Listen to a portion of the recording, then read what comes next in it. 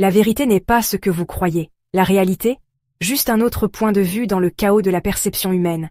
Et si tout ce que vous pensiez, à propos de la justice, de la morale, même du savoir, n'était rien de plus qu'une illusion bien ficelée? Et s'il n'y a pas de vérité absolue, qui détient vraiment le pouvoir? Aujourd'hui, on plonge dans l'esprit des sophistes, ces anciens rebelles qui ont osé dire « La vérité, c'est ce dont vous pouvez convaincre les gens ». Imaginez un monde où gagner une dispute est plus important qu'avoir raison. Bienvenue dans la Grèce du 5e siècle avant J.C., où les sophistes débarquaient comme des rockstars philosophiques, sans les guitares, mais avec une attitude tout aussi disruptive. Ces profs itinérants ne perdant pas de temps en réflexion existentielle sur le sens de la vie. Ils étaient trop occupés à s'assurer que leurs élèves pouvaient se sortir de n'importe quelle situation par la parole. Dans une société où la prise de parole en public était le superpouvoir ultime, apprendre à débattre efficacement signifiait pouvoir, influence, et peut-être éviter une condamnation à mort si jamais on se retrouvait au tribunal, ce qui, à Athènes, arrivait souvent. Contrairement à Socrate et sa bande, obsédés par la découverte d'une vérité cosmique ultime, les sophistes avaient une vision bien plus simple. La vérité, c'est juste une question de point de vue. Voici Protagoras, celui qui a pratiquement inventé l'expression « fais ce que tu veux ». Son affirmation que « l'homme est la mesure de toute chose » n'était pas seulement profonde, elle était dangereuse. Si la vérité est basée sur le point de vue personnel, alors qui décide de ce qui est bien ou mal? Les dieux? Le gouvernement? Un vieux type en toge qui gueule sur la place du marché?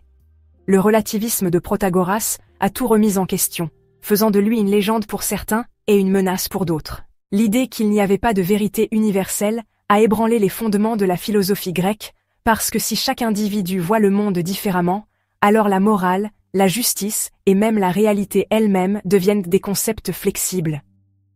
Ce qui est juste pour une personne peut être faux pour une autre, et qui peut dire lequel est réellement correct?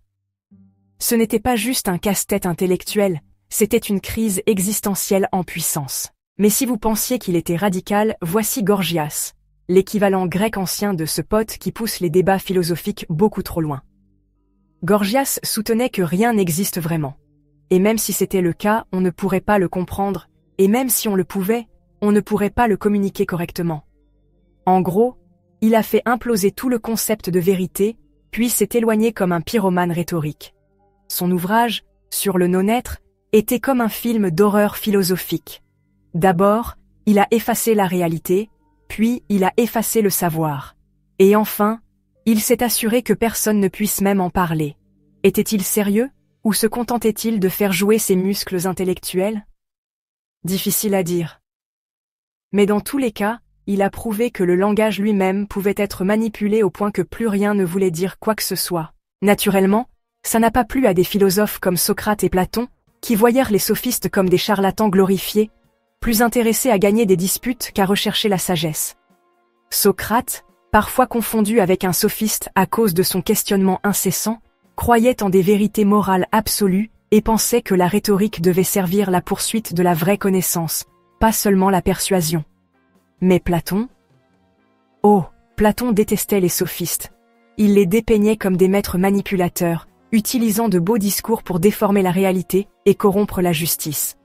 Dans La République, il avertissait que ces types pouvaient convaincre un jury qu'un homme coupable était innocent juste en faisant de la gymnastique verbale.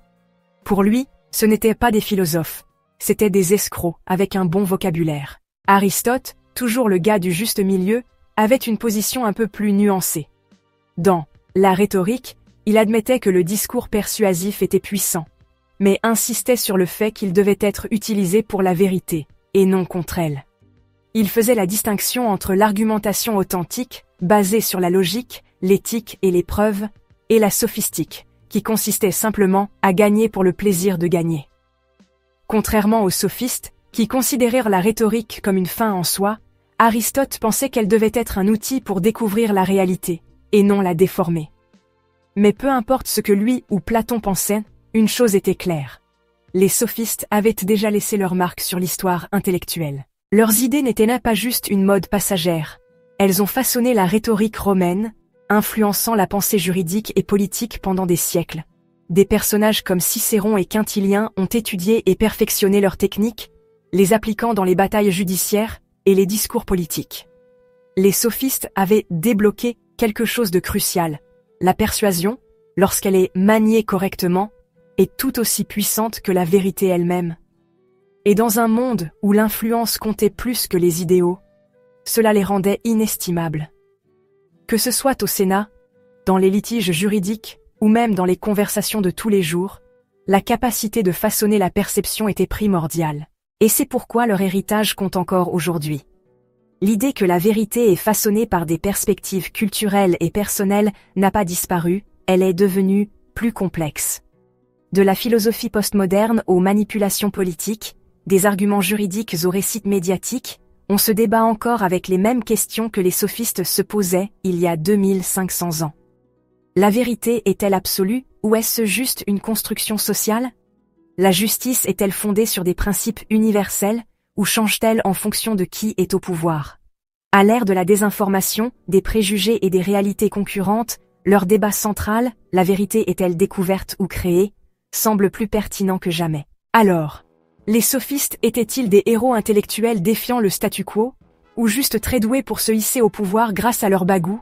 Qu'on les aime ou qu'on les déteste, ils ont forcé les penseurs antiques à affiner leurs arguments, à repenser leurs hypothèses et à se confronter à la nature insaisissable de la vérité. Que vous les considériez comme des corrupteurs de la sagesse ou des pionniers de la liberté intellectuelle, une chose est sûre, ils ont façonné notre façon de penser le savoir, la morale et la persuasion, même aujourd'hui. Je vous laisse en discuter dans les commentaires. Vous pouvez nous soutenir en vous abonnant si ce n'est pas déjà fait. Prenez soin de vous, prenez soin de vos proches, et on se retrouve bientôt dans une autre vidéo.